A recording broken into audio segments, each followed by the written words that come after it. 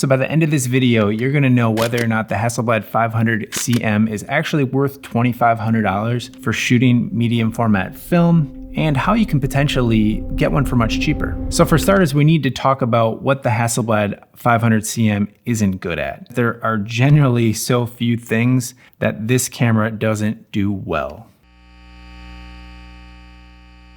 It can be a little bit hard to focus. Now the stock, I think I have it right here, the stock ground glass that comes with it is not the best. So that is definitely a downfall in this camera. Now, one thing I did to combat this is this is the Acumat focusing screen with grid and split image rangefinder. And that one's right here. And this one's actually quite a bit brighter, and it has a little split view in it that I use all the time. So it works kind of like a rangefinder. So that is an upgrade that I did to combat the hard focusing problem. With that screen, everything just kind of pops in and out of focus a little bit nicer than with the stock one. The next thing I would say that it's not the best is the 6x6 square format. And the reason I say that is because it can take a little bit of time to get used to. We're typically not used to composing in a square format, especially if we've come from, say, digital cameras or 35mm. So it can be a little difficult in that regard. Now, on the flip side, it can be the perfect format for some subjects. And once you get used to it, you'll kind of know, like, that's gonna work good in a square format, or I'm gonna have to crop that a little bit. And luckily the negatives are big enough that you can crop and do what you need to do in post, that it's not the end of the world. Then the last thing that I would consider kind of, not necessarily bad, but quirky, would be the bayonet style mount for the filters. It's a proprietary thing to, as far as I know, to Hasselblad, and they have a couple different versions of them. But what it does is it kind of, the filters snap on and snap off. And I actually have adapter rings, and that's kind of how I combat the problem. So this is a bayonet to 77mm step up ring. And the real problem in this lies that you can get Hasselblad filters, but as you can imagine, they're hard to find and expensive. So my solution to that is this step up filter. It's nice once you have this because it's really easy to just pop it off and pop it on. But it's not the standard thread like most cameras have, so just be aware. All right, now before we get into the really good stuff and why this camera is amazing, I need you to smash that like button if you want to become a better film photographer. I do upload videos like this every week, and you're not going to want to miss them. So one of the best features about these cameras are the lenses. These are Carl Zeiss lenses, and they are about as good as you can get, even by today's standards. And these lenses are 20, 30 plus years old, and they still hold up and are just superb. Next, I would say the build quality. Now, this is a Swiss-made camera, and it is built with precision, and the engineering and quality behind this is hard to really put into words unless you've actually shot this camera. When you take this camera out and shoot with it, it makes you have an experience that questions what in the heck we are doing today with modern plastics and throwaway junk. You know the saying that they just don't make things like this anymore? This is where that came from. And along those lines is they made these to be fixable and serviceable. So typically these were used by professional photographers that at the end of the season or every year or two, you would send this out to your service technician, and they would go through everything and re-lube the gears, clean lube and adjust everything in it. That way these cameras lasted and lasted and lasted, and you could put everything, if something was a little out of whack, they'd put it back into spec. And that's how these cameras were built and made to last. And that's why so many of them are still in really good shape to this day. You cannot overlook the fully mechanical nature of this camera. You don't need a single battery. You don't need a little watch battery. You need nothing. You can shoot this all day, all night, no batteries, fully mechanical. The lenses are all contained. Everything just works mechanically. Like, again, we went wrong somewhere. We rely heavily on electronics too much. If you've ever been out shooting and your batteries died on you, you know what I'm talking about. The modular design. This thing is built that this back will work on another 500 series camera. This prism finder will work on another 500 series camera. The little ground glass viewfinder glass you can pop out. You can use that with a different one.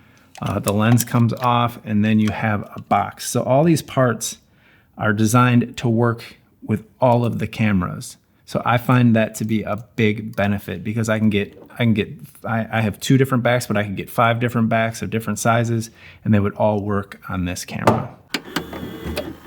And then we have the shutter sound. In my opinion, nothing quite like it. Need I say more? I would say one of the best things going for this camera is the size and the weight for the negative that it produces. It produces a 6x6 negative, which is a fairly big medium format negative. And it is pretty, even with this prism finder on it, it is pretty lightweight, easy to pack, and easy to carry, which makes me take it out and shoot it more. Now, in the past, I've had an RZ, Mamiya RZ Pro 2, and it's really quite astounding how much bigger and heavier that camera is than this one. And most of the medium format cameras, anything over a 6x6 negative, are quite a bit bigger and heavier than this one. There's a select few that are in this range. And I think that's a really, really good pro for it. Because like I said, if it weighs too much and it's too big and bulky, you're not gonna get out and take pictures with it as much as you would if it was lighter and more compact. And then just the simple iconic nature of this camera. I would even go as far as to say some of your favorite images of the past were probably shot on a 500cm or a 500 series or the V series camera of some kind. They are that iconic. You know, used by Michael Kenna, Antoine Corbin, and even by NASA reportedly on the moon had a Hasselblad. So the iconic nature of these cameras is something that it has going for it as well. So now on to the ultimate question. Are these cameras worth the price tag? In my opinion, absolutely yes, they are. Not only are they wonderful cameras they're just amazing. It's an amazing experience to go out and shoot with these, and it's something that I enjoy as much as I possibly can.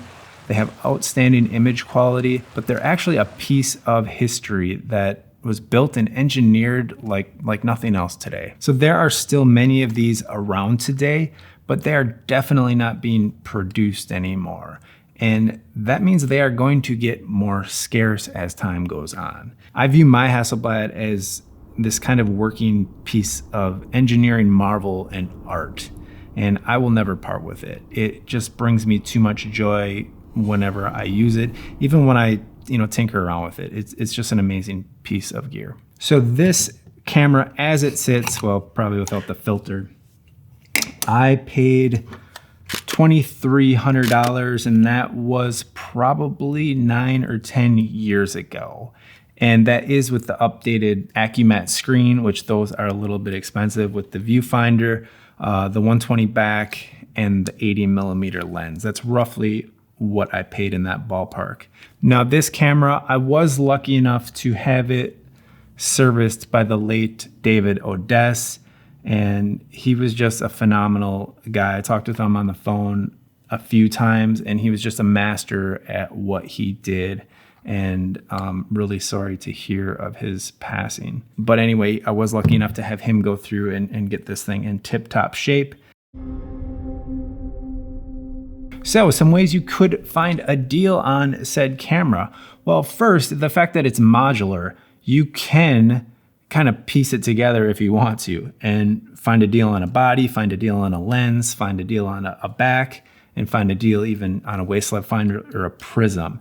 And if you're patient that way, you can definitely get a deal on one. A great way would be to find one that has been recently serviced, maybe on eBay, and just make sure they have some kind of proof of that service. And the reason I say this is because it can cost quite a bit to have these serviced by someone that knows what they're doing.